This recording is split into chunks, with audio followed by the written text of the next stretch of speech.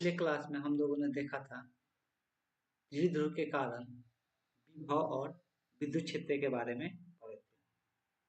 आज के क्लास में हम लोग देखने वाले हैं, एक द्विध्रुव अगर रहेगा तो उसके कारण अगर स्वतंत्र उसको छोड़ दिया जाए तो वो क्या होने लगता है, कैसे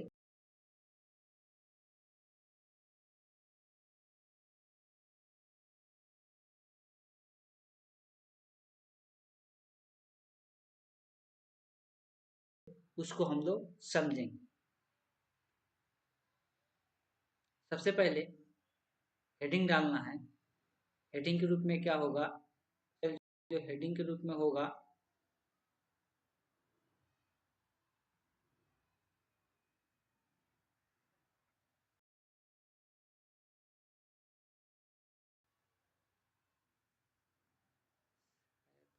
जो फंस गया।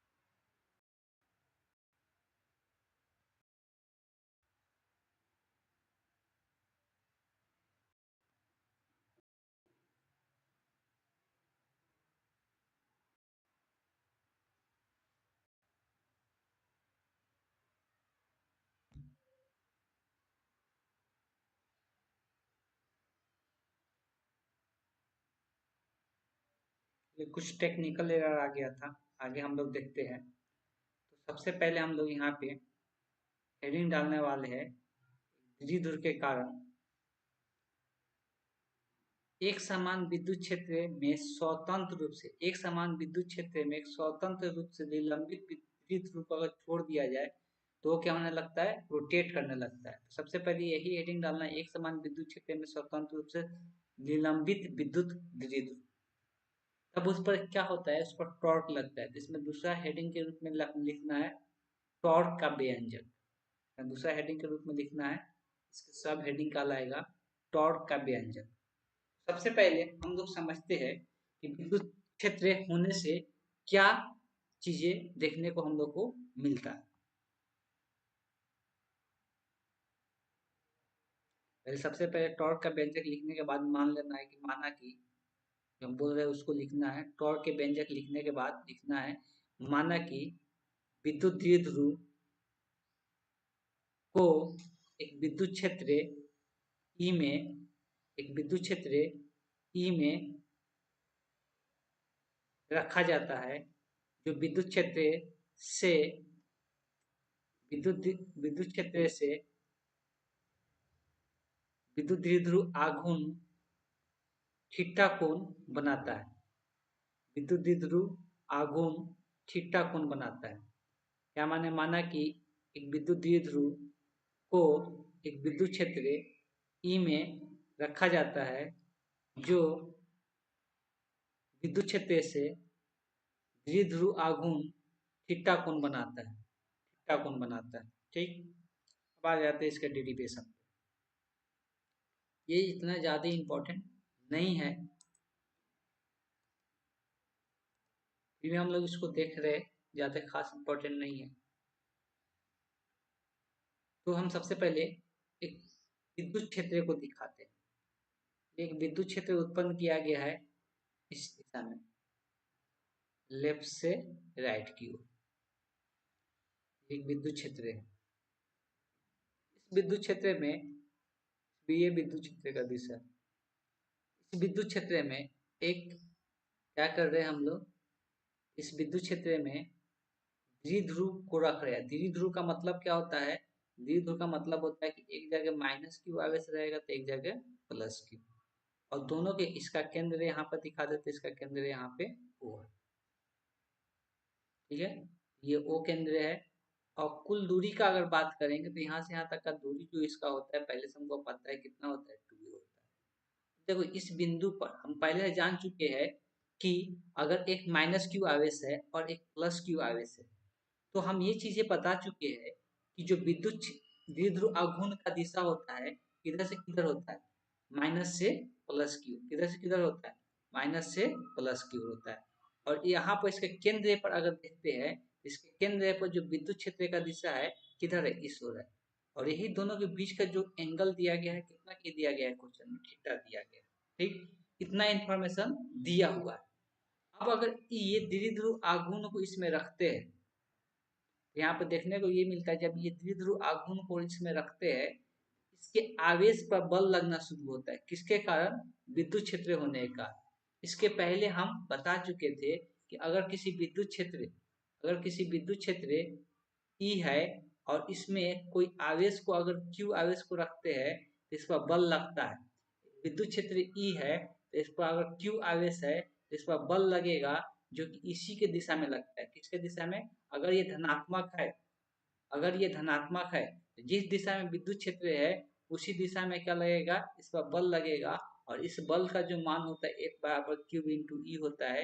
जैसे ई बराबर हम लिखवाए थे F बटे कितना, क्यू। यहाँ से F बराबर कितना होता है, क्यू इंटू ई होता है। तो ये अगर धन आवेशित है, ये अगर धन आवेशित है, इस पर जो बल लगेगा, अगर ये धन आवेशित है इस पर बल लगेगा। और जो बल लगेगा इस पर बल का दिशा किधर होगा, ई होगा, इसलिए धन आवेशित है। जिस दिशा में विद्युत क्षेत्र है उसी दिशा में इस पर बल लगेगा। और इस पर बात करेंगे तो यहाँ पे जो बल लगेगा, यहाँ पर बल किस दिशा में लगेगा, निगेटिव आवेश है तो विद्युत क्षेत्र के अपोजिट डायरेक्शन में, विद्युत क्षेत्र का जो दिशा है उसका अपोजिट, उसके विपरीत दिशा में यहाँ पे बल लगेगा। ठीक, दोनों जगह बल लगेगा, यहाँ पर भी लगेगा और यहाँ पर भी लगेगा। अब सोच के बताना है कि जो ये द्विध्रुव आघूर्ण है, एक इधर खींच रहा है एक इधर खींच रहा है, तो ये क्या करना शुरू करेगा, इस एक्सिस के अलोंग, यहाँ पर इस एक्सिस के अलोंग ये क्या होना शुरू होगा, यहाँ पर इस एक्सिस के अलोंग ये रोटेट करना शुरू कर देगा, घूमना शुरू कर देगा। जैसे कि एक इधर से खींचेगा, ये इधर से खींचेगा, तो ये कैसे होना, ये घूमना शुरू कर देगा। घूमेगा तो अब ये रोटेशन शुरू कर देगा। जब भी रोटेट होता है कोई चीज, एक बल की जगह क्या आता है, टॉर्क आता है। क्या आता है, टॉर्क। तो यहाँ पर क्या लगना शुरू होगा, टॉर्क लगना शुरू होगा। क्या लगना शुरू होगा, टॉर्क लगना शुरू होगा। और टॉर्क का फॉर्मूला बता दिया गया है, बल इंटू लंबवत दूरी, लंबवत लंबवत दूरी, बल इंटू लंबवत दूरी। तो ये टॉर्क का फॉर्मूला बताया गया कि बल इंटू लंबवत दूरी होता है। अब यहाँ पे दो दो टॉर्क लगेगा। एक देखते हैं टॉर्क का दिशा, बल क्रॉस लंबवत दूरी होता था, क्रॉस प्रोडक्ट। क्रॉस प्रोडक्ट का दिशा निकालना बता दिए हैं। ठीक, अब यहाँ पे हम ज्यादा चर्चा नहीं करेंगे, डायरेक्ट हम यहाँ पर देखिए लंबवत दूरी। अब यहाँ से यहाँ पर सेंटर, यहाँ पे सेंटर को क्या करते हैं, सेंटर से एक लाइन ड्रॉ कर देते हैं, एक्सिस ड्रॉ कर देते हैं। फिर उसको हम लोग लिख लेते हैं, एक्स एक्सिस भी लिख सकते हैं। चलिए एक्सिस ड्रॉ कर दिए। अब एक्सिस ड्रॉ करेंगे तो इस बल से या तो इस बल को पीछे की तरफ बढ़ा ले। अगर बल को पीछे की तरफ बढ़ाएंगे और इस बल को भी क्या करेंगे, पीछे की ओर इसका डायरेक्शन देखना है तो पीछे की ओर बढ़ा देंगे, तो लंबवत दूरी कौन होगा, इस केंद्र से यहाँ तक होगा। और यहाँ से यहाँ तक, इसमें लंबवत दूरी कौन होगा, यहाँ से यहाँ तक होगा। तो हमको यही लंबवत दूरी चाहिए टॉर्क लिखने के लिए। तो ये लंबवत दूरी कैसे निकलेगा, हमको क्या क्या इन्फॉर्मेशन दिया हुआ है। तो यहाँ पूरा, यहाँ से लेके यहाँ तक का दूरी कितना है, 2a है। तो ये दूरी कितना होगा, आधा होगा a। तो ये a है और ये एंगल यहाँ पर थीटा है, ये एंगल थीटा है, तो ये भी एंगल कितना होगा, यहाँ का ये जो एंगल होगा ये भी कितना होगा, थीटा होगा। इसलिए ये दो समांतर रेखा है, दो समांतर रेखा का संगत कोण क्या होता है, आपस में बराबर होता है। तो ये एंगल थीटा है तो ये भी एंगल क्या होगा, थीटा होगा। ठीक, इस बात को समझना है। जब ये एंगल थीटा है और ये भी एंगल थीटा है, हमको क्या करना है, ये थीटा और ए के पद में कौन सा लंबाई निकालना है, ये वाला लंबाई निकालना है, ये वाला लंबाई। चलिए इसको मान लेते हैं, मानकर समझा देते हैं। मान लेते हैं कि ये x है और ये लंबाई हमको चाहिए, इस त्रिभुज में आ जाते हैं। यहाँ पर ध्यान देना, इस त्रिभुज में, इस त्रिभुज का हम बात करें तो इस त्रिभुज में हमको x का मान निकालना है थीटा और a के पद में। तो हमको पता है कि ये थीटा का सामने वाला क्या कहलाता है, लंब कहलाता है। तो ये क्या हो गया, लंब हो गया। और ये क्या है, कर्ण है। तो यहाँ से साइन थीटा बराबर क्या लिख सकते हैं, साइन थीटा बराबर लिखाएगा x बटे a। x बराबर क्या निकल के आएगा, a साइन थीटा। x बराबर क्या निकल के आएगा, एक साइन थीटा। ये लंबवत दूरी कितना हो गया, तो ये लंबवत दूरी हम यहाँ पर अब डायरेक्ट लिख लेते हैं कि यही एक्स का मान यहाँ पर क्या होगा, ए साइन थीटा। अगर ये ए साइन थीटा होगा तो ए भी कितना होगा, सेम ही होगा, ए साइन थीटा। दोनों को दोनों ए साइन थीटा, तो लंबवत दूरी निकल गया। और दोनों बल का मान समान होगा, इसलिए कि विद्युत क्षेत्र ई ही है। और विद्युत क्षेत्र ई रहेगा तो क्यू इंटू क्या होता है, फॉर्मूला ई, कैपिटल क्यू लिखो या स्मॉल क्यू लिखो, ठीक। तो दोनों का बल यहाँ पर समान होगा। जब दोनों का बल समान होगा, दोनों के कारण टॉर्क लगेगा। तो देखिए, एक टॉर्क, एक का जो टॉर्क लगेगा, एक का टॉर्क टॉर्क जो लगेगा, एक का टॉर्क किधर लगेगा, एक, दोनों के दोनों सेमी दिशा में टॉर्क लगेगा। टॉर्क बराबर हो गया, पहले इसको, इस वाला बल को लिखते हैं, ठीक। तो टॉर्क बराबर क्या होगा, एफ गुने लंबवत दूरी। तो लंबवत दूरी इसका कितना है, ए साइन थीटा। तो इसी का सेम का बात करेंगे, इस बल के कारण इसका क्या होगा, एफ इंटू इसका भी लंबवत दूरी क्या है, ए साइन थीटा, ठीक। तो दोनों को जुड़ जाएगा, एफ ए साइन थीटा है तो क्या बन जाएगा, two A F sine theta, two A F into sine theta. देखिए यहाँ पे जो टू ए है, हाँ ठीक है, टू ए एफ का मान कितना है, तो क्यू इंटू क्या होता है, ई होता है। अभी थोड़ा देर पहले बताया, यहाँ पे लिख देते हैं, जहाँ एफ बराबर कितना है, क्यू इंटू ई होगा, आवेश इंटू विद्युत क्षेत्र साइन थीटा। अब हम लोग पढ़ चुके हैं टू ए क्यू, मतलब पी बराबर क्या पढ़ते हैं, टू ए क्यू। तो द्विध्रुव आघूर्णित नहीं होता है ना, Q in two into Q. इसकी जगह पर हमको क्या कर देंगे, पी रख देंगे, तो क्या आ जाएगा, पी ई साइन थीटा। ये टॉर्क आ गया, ये परिमाण के रूप में आ गया। अगर सदिश के रूप में दिखाना चाहते हैं, अगर सदिश के रूप में दिखाना चाहते हैं, तो पी ई साइन थीटा, जैसे कि हम पढ़ते हैं कि ए बी साइन थीटा किसका मान होता है, ए क्रॉस सदिश, ए क्रॉस सदिश बी का लिखते हैं। ऐसे यहाँ पर टॉर्क बराबर क्या लिख सकते हैं, पी क्रॉस ई जो होगा वही क्या होगा, टॉर्क का मान होगा। तो पी क्रॉस ई बराबर, इसको ऐसे लिखे या पी ई साइन थीटा लिखे, दोनों का मतलब क्या होगा, सेम ही होगा। इस तरह से यहाँ पे टॉर्क का फॉर्मूला निकल गया पी क्रॉस ई। फॉर्मूला याद रखना जरूरी है, डेरिवेशन नहीं भी याद रहेगा तो चलेगा, लेकिन फॉर्मूला डायरेक्ट ऑब्जेक्टिव क्वेश्चन में देखने को मिलता है कि टॉर्क का जो फॉर्मूला होता है इसका क्या होता है, पी क्रॉस ई होता है। टॉर्क का फॉर्मूला जो होता है पी क्रॉस, पी क्या होता है, विद्युत द्विध्रुव आघूर्ण, और ई क्या होता है, तो विद्युत क्षेत्र होता है, ठीक। इस तरह से विद्युत क्षेत्र। तो ये टॉर्क किस लिए लगता है, टॉर्क किसी चीज को रोटेट कराने के लिए, घुमाने के लिए, जब भी कोई वस्तु क्या होता है किसी एक्सिस के लंब घूमने लगता है, रोटेट करने लगता है, तो उसके लिए हम लोग टॉर्क का यूज करते हैं। वहां पे बल के साथ साथ क्या आ जाता है, टॉर्क आ जाता है, ठीक। आगे हम लोग चर्चा करते हैं, तो आगे और टॉपिक में क्या पढ़ना है देख लेते हैं।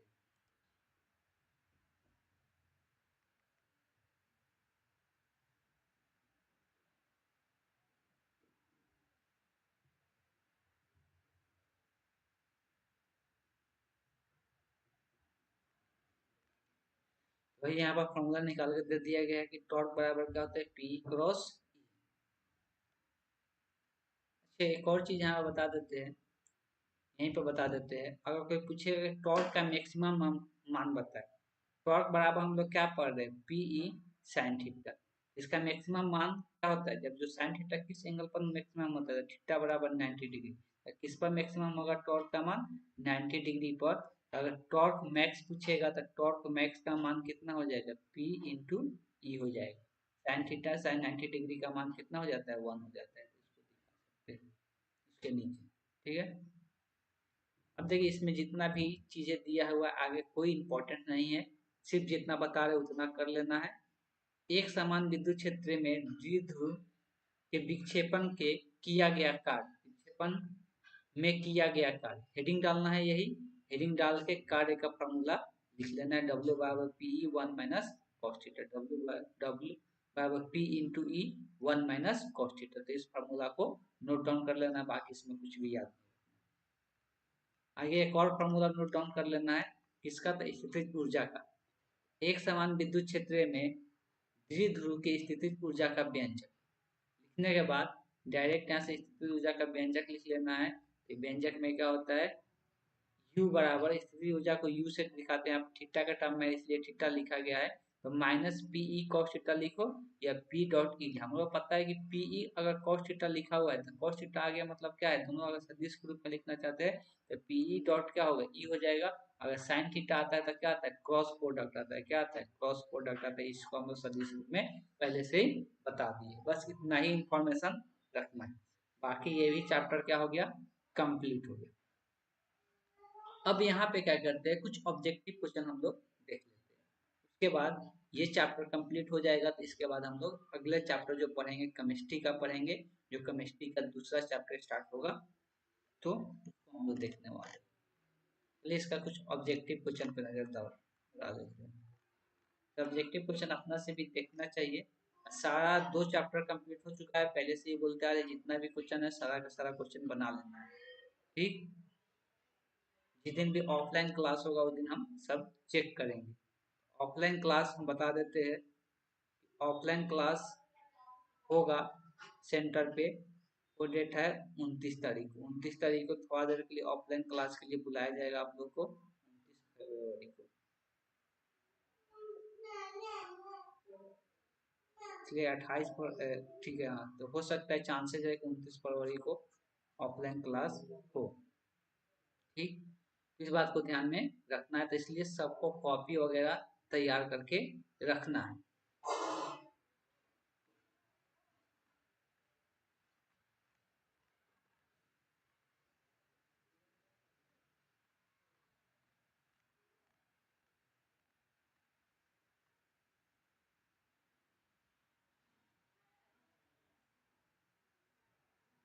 देखो विद्युत तीव्रता का मात्रक, ये हम लोग पहले से पढ़ते हैं, वही विद्युत क्षेत्र का मात्रक। तो विद्युत क्षेत्र का मात्रक क्या पढ़ते हैं, वोल्ट पर मीटर पढ़ते हैं, ये पहले से ही पता है। इनमें हमेशा किस राशि का मात्रक वोल्ट पर मीटर होता था, फिर इसका उल्टा ही पूछ दिया था, किसका होता है, विद्युत क्षेत्र का। विद्युत क्षेत्र का तीव्रता बोले या विद्युत क्षेत्र बोले, दोनों का मतलब सेम ही होता है। ये चीजें हम लोग पढ़ चुके हैं। किसी द्विध्रुव के एक समान विद्युत क्षेत्र में रखा गया है तो उस पर परिमाणित विद्युत बल जो लगता है, तो परिमाणित विद्युत बल जो लगेगा वो क्या होगा। देखो एक चीजें यहाँ पे समझना, अभी थोड़ा देर पहले ही बता रहे थे कि अगर ये विद्युत क्षेत्र है, अगर एक विद्युत क्षेत्र है और विद्युत क्षेत्र क्या है, ई है, ठीक। अगर एक विद्युत क्षेत्र है जो ई है, उस केस में क्या देखने को मिलेगा, तो उस केस में अगर कोई आवेश को, अगर कोई आवेश को इसमें रखते हैं, एक अगर ये क्या है द्विध्रुव को रख दिए, जब द्विध्रुव को रखेंगे तो इस पर इस तरफ बल लगेगा और इस पर इस ओर बल लगेगा। दोनों बल का दिशा क्या है, अपोजिट है। अपोजिट दिशा में बल जब लग रहा है तो परिमाणी बल मतलब कुल बल का मान क्या हो जाएगा, शून्य हो जाएगा। तो विपरीत दिशा में दोनों बल लग रहा है, दोनों बल का मान समान है, तो इस पर बल नेट बल का मान क्या हो जाएगा, शून्य हो जाएगा। तो कुल बल का मान इसमें क्या हो जाएगा, शून्य हो जाएगा। तो क्या लिखा होगा, हमेशा क्या होगा, शून्य। तीसरा दिया हुआ है कि विद्युत क्षेत्र ई और विभव भी के बीच में संबंध होता है। तो ये तो डायरेक्ट फार्मूला हम लोग पढ़ चुके हैं। ई बराबर क्या होता है, कि ई बराबर माइनस डीवी बटे डी एक्स होता है। इसको भी हम लोग देख चुके हैं। आवेशित खोखले गोले के अंदर विद्युत क्षेत्र की तीव्रता, खोखला गोला होता है अंदर खाली रहता है, तो विद्युत क्षेत्र अंदर में क्या होता है, जीरो होता है। ये हम लोग बहुत बार देख चुके हैं कि अंदर में क्या होता है, विद्युत क्षेत्र का मान शून्य होता है,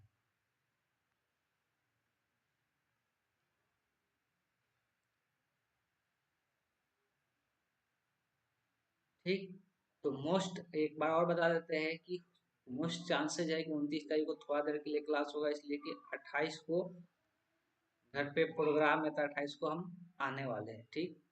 और संडे संडे इसलिए क्लास नहीं हो पा रहा है, संडे संडे अभी हम थोड़ा सा बिजी है, तैयारी कुछ कर रहे हैं, तैयारी करने में बिजी है, इसलिए अभी क्लास नहीं हो पा रहा है संडे को संडे। इस बात को ध्यान में रखना था। 28 को घर पे हो सकता है प्रोग्राम, इसलिए कहाँ से हम 28 को आ रहे हैं। 28 को आएंगे तो 29 को थोड़ा देर के लिए क्लास रखा जाएगा, चेक किया जाएगा कि आप लोग सारा नोट्स बनाए हैं कि नहीं बनाए हैं। चलिए आगे आते हैं, तो आगे क्वेश्चन दिया हुआ है, यदि किसी खोखले गोलीय चालक को धन आवेशित किया जाए तो उसके भीतर का विभव, खोखले गोले चालक को अगर धन आवेशित किया जाए, अगर धन आवेशित किया जाए तो उसके भीतर का विभव जो उत्पन्न होगा शून्य होगा, धनात्मक और समरूप होगा, धनात्मक तथा असमरूप होगा। बोला खोखले गोले को धन आवेशित किया जाता है जब सत्ताओं को धन आवेशित किया जाएगा तो अंदर में से हो सकता है कि ऋणात्मक हो सकता है, वह चेक कर लिया जाए। बहुत सारे क्वेश्चन दिया हुआ है। ठीक, ऋणात्मक और समरूप होगा, ये तो सही है कि यही होगा।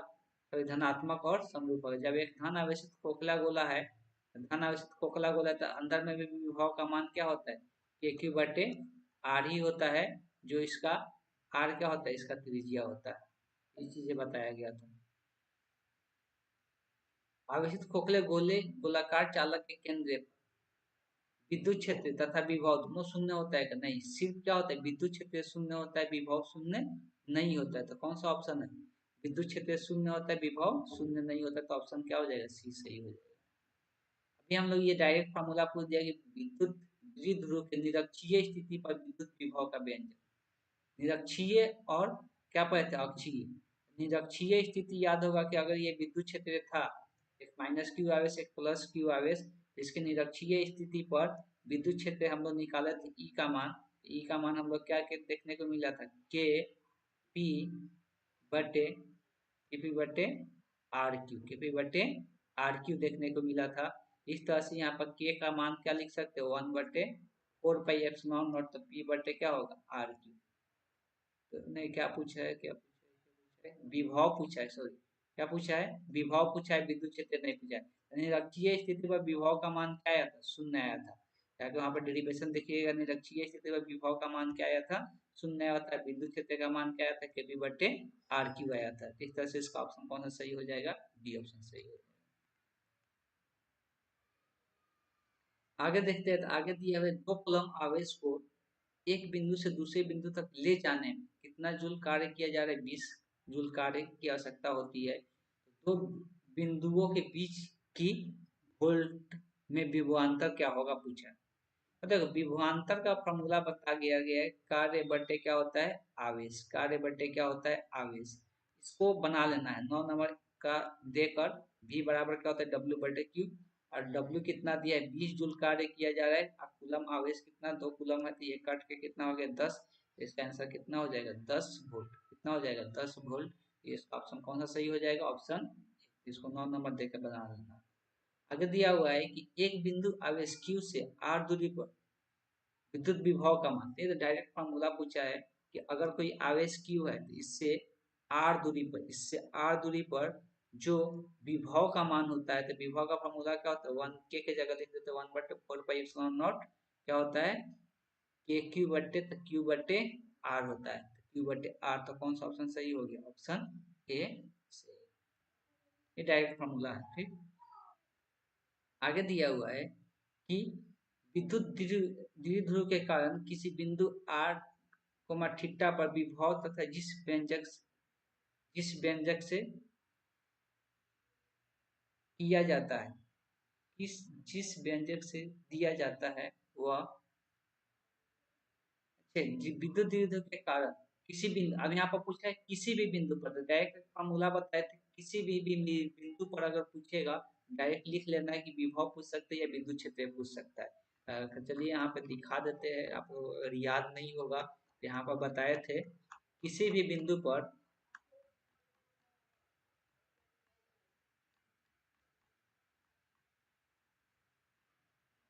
किसी भी बिंदु पर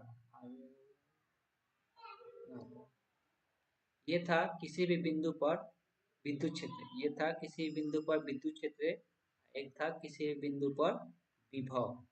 किसी भी बिंदु पर विभव का जो फॉर्मूला था, कहाँ पे था, यहाँ पे। किसी भी बिंदु पर, यहाँ पर भी है, और इसके यहाँ पर था विद्युत क्षेत्र का, और यहाँ पे था विभव का, कहा गया यहाँ पे, ये रहा। ये विभव का फॉर्मूला लिखने के लिए बोला था, 1/4 पी कॉस थीटा बटे R square, P cos theta बटे आर स्क्वायर। अब यहाँ से ऑप्शन में जाके चेक कर सकते हैं। तो ये सब डायरेक्ट दिया हुआ है, याद रखने वाला, लेकिन नोट्स के साथ याद रखना है, तभी जाकर नोट्स पढ़ने का भी मजा अलग आएगा, और इसको रिवीजन करने में भी अच्छा लगेगा। इसलिए कोई भी क्वेश्चन ट्राई करो बनाने का, तो हमेशा नोट्स पढ़ के, ऐसे ही कोई चीज ऑप्शन ऑब्जेक्टिव क्वेश्चन का याद करने की कोशिश करो।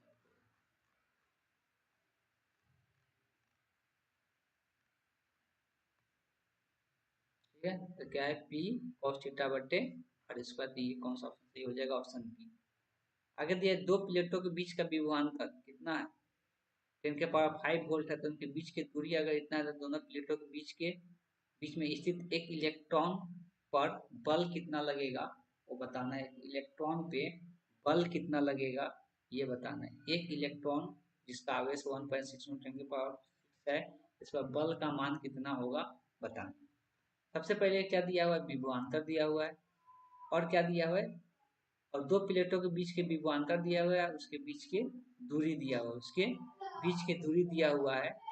तो इन प्लेटों के बीच स्थित एक विशेष आवेश। अब देखिए, एक फॉर्मूला हम लोग पढ़ चुके हैं कि E बराबर जो होता है -dv बटे dx होता है। मतलब ये किस में अंतर होता है?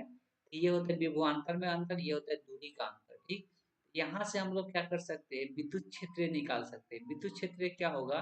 तो विद्युत क्षेत्र तो विभवांतर में अंतर कितने का दिया हुआ है, माइनस अभी साइन साइन छोड़ देते हैं, तो 10⁵ दिया हुआ है। और दूरी का अंतर कितना दिया? 4 × 10⁻³ दिया। चलिए इसको इस तरह से थोड़ा सा अच्छे से बता देते हैं। क्वेश्चन नंबर है 12। लाइन बाय लाइन लिखते जाना है, थोड़ा छोटा करके यहाँ पर बता देते हैं कि हम लोग E बराबर पढ़ते हैं -dv/dt। E बराबर जो होगा, अभी माइनस साइन हटा देते हैं, हम लोग परिमाण का बात करेंगे। तो ये विभवांतर में अंतर होता है, तो विभवांतर में अंतर कितना दिया? 10⁵ और दूरी में अंतर, दूरी कितना दे दिया? 10 × 10⁻³ तो ये हो गया। अगर इसको सिंप्लीफाई करते हैं तो कितना निकल के आता है? E बराबर 1/4 इंटू 10 नीचे में -3 है, ऊपर में जाएगा तो 10 प्लस में हो जाएगा, तो 10 कितना आ जाएगा? 8 आ जाएगा। तो ये E का मान हो गया। लेकिन पूछा क्या है? बल। तभी हम लोग बल का फॉर्मूला देखे, क्या होता है? Q इंटू ई होता है। Q इंटू ई होता है। यहाँ पे आवेश कितना दिया? एक इलेक्ट्रॉन है, तो इलेक्ट्रॉन का आवेश कितना दो? 1.6 × 10⁻−19 कूलम। और E का बात करेंगे तो कितना है? 1/4 × 10⁸। अब क्या करते हैं? इसको सिंप्लीफाई करने के लिए दशमलव को काट देते हैं, नीचे में एक 10 बना देते हैं। ये अब क्या होगा? इससे ये कट जाएगा 4 मरते हुए। यहाँ पे 4 आ गया, तो गुना में 4 आ गया, और बाकी जो बच गया था क्या हो जाएगा? 4 गुने, यहाँ पे 10⁻−19, यहाँ पे 10 है 10, तो बचेगा कितना? अगर दोनों 10 जुड़ाएगा तो -19 + 8 कितना हो जाएगा? तो -19 + 8 -11 हो जाएगा। और नीचे में एक 10 है, तो एक और ऊपर में 10 चला जाएगा, तो माइनस कितना हो जाएगा? 12 हो जाएगा। तो 4 × 10⁻−12 न्यूटन आंसर हो जाएगा। तो कौन सा ऑप्शन सही हो गया? ऑप्शन डी हो गया। तो इसको लिख लेना है 12 नंबर देकर। ठीक, ये है 12 नंबर क्वेश्चन का आंसर कंप्लीट हो गया।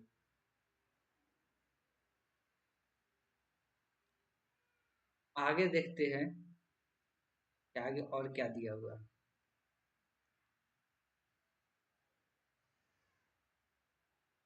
अगर यदि दो सुचालक गोले अलग अलग आवेशित करने के बाद परस्पर जोड़ दिया जाए,